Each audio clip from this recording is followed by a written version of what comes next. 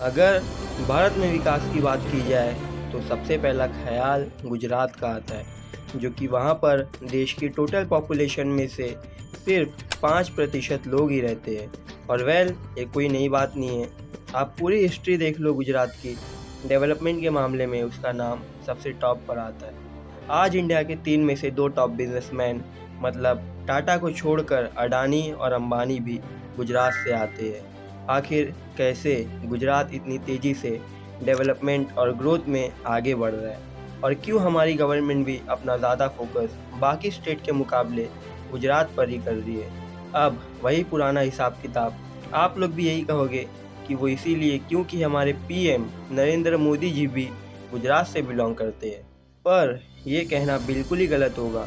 इसके पीछे कोई एक नहीं बल्कि मल्टीपल रीजंस है, और वो मैं आपको आगे बताऊंगा वीडियो में।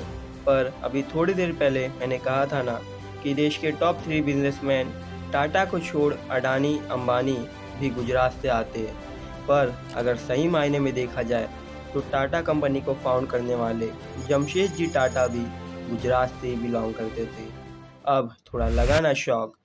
मुझे भी लगा था। आखिर गुजरात की मिट्टी में ऐसी क्या ही खास बात है?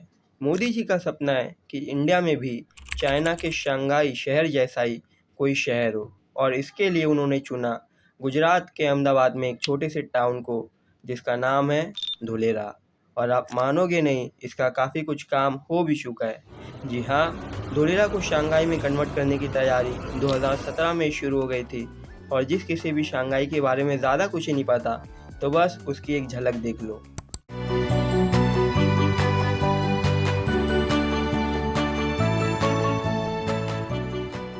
ऐसा ही कुछ धुलेरा शहर भी दिखने वाला है। So stay tune throughout the video to know the actual reality. But सबसे पहले हेलो, मेरा नाम है Saad and let's find out. अब अगर हिस्ट्री देखी जाए तो 1 मई 1960 को बॉम्बे स्टेट को 2 हिस्सों में बांट दिया गया, और ऐसे फॉर्मेशन हुआ महाराष्ट्र और गुजरात का, जहां एक और सारे मराठी धर्म के लोग महाराष्ट्र में शिफ्ट हो गए और गुजरातीस गुजरात में। और फिर इसके बाद बॉम्बे नाम महाराष्ट्र के मुंबई को दे दिया गया as a capital of Maharashtra. और फिर मानो इसके बाद गुजरात की निकल पड़ी। 1960 के बाद ही गुजरात की इकोनॉमी काफ़ी तेज़ी से भागी, और इकोनॉमी के बाद गुजरात हर सेक्टर में अपने आप को बेहतर करता गया। गुजरातीस के खून में ही था व्यापार करना, और पार्टीशन के बाद मानो वो लोग बिजनेस में और पक्के हो गए। हर रोज़ उधर नए नए धंधे स्टार्ट हो रहे थे, और तभी तो आज इंडिया के टॉप बिलियनर में से 50% बिलियनर गुजरात से आते हैं। और आज देख लो, गुजरात स्टेट पूरे भारत देश के लिए काफ़ी इम्पोर्टेंट रोल प्ले करता है। गुजरात में अकेले इंडिया की टोटल इंडस्ट्रीज़ में से 43% इंडस्ट्रीज़ उधर पर ही है। आज गुजरात की टोटल जीडीपी $321 बिलियन है, और फार्मिंग में भी 20% कॉन्ट्रीब्यूशन गुजरात का ही है। भारत में जहां सबसे कम बेरोजगार लोग हैं, मतलब बिल्कुल ही ना के बराबर, वो कोई और स्टेट नहीं बल्कि गुजरात ही है। इंडस्ट्रीज़ जैसे कि Suzuki motor, Tata motor, MG motor, hero and Honda Motors, ये सब किधर पर है? एकदम सही पकड़ा आपने, गुजरात में कुल मिला के 19 एयरपोर्ट है। और गुजरातियों के पास 1600 किलोमीटर का कोस्ट लाइन है, जिधर इंडिया का 3rd biggest port Mundra port लाई करता है।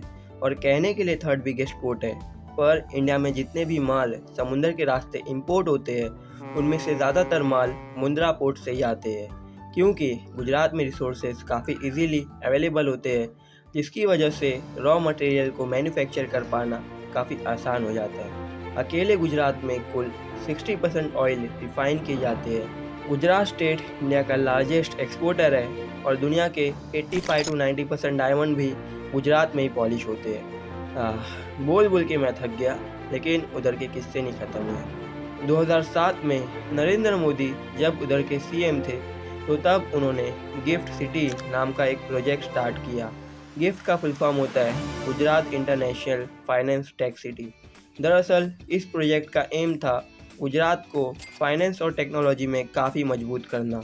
2013 में उन्होंने स्टैच्यू ऑफ यूनिटी वाला प्रोजेक्ट भी स्टार्ट किया जब वो सीएम थे, और इससे टूरिज़्म इंडिया में काफ़ी इंक्रीज़ हुआ।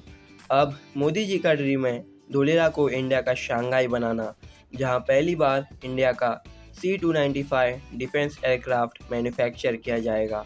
और ऐसा इंडिया में पहली बार होने जा रहा है, जिसमें टाटा और एयरबस ये दो कंपनी कुल मिला के 22,000 करोड़ रुपए इन्वेस्ट करेंगे। और धुलेरा में हर जगह टेक्नोलॉजी एडवांस्ड होगी। धुलेरा के roads, traffic, safety, security and civil administration, इन सभी सेक्टर में हायर लेवल टेक्नोलॉजी का इस्तेमाल किया जाएगा। पूरी सिटी में फ्री वाईफाई कनेक्शन होगा और हर जगह पर CCTV कैमरास लगे रहेंगे और रोड्स कुछ ऐसे बनाए जाएंगे।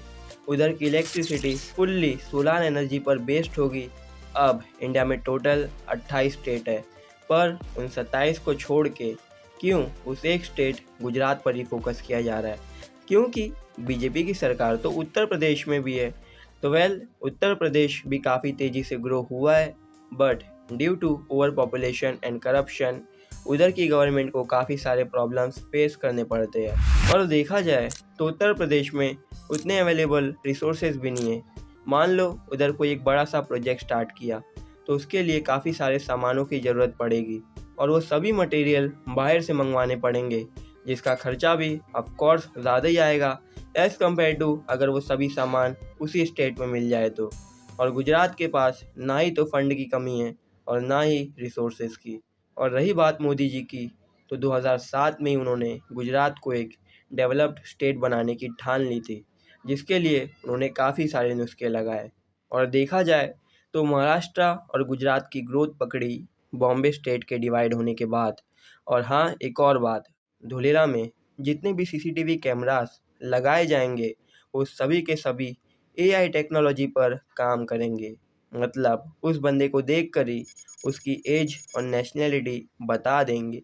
ज़माना कितना आगे बढ़ गया, देख रहे हो मोटा भाई। वेल गाइस, तो आज के लिए बस इतना ही। अगर इस वीडियो से आपको कुछ भी सीखने को मिले तो इसे अपने दोस्तों में ज़्यादा से ज़्यादा शेयर करो, लाइक भी करो और हाँ, सब्सक्राइब करो। तब तक के लिए जय हिंद।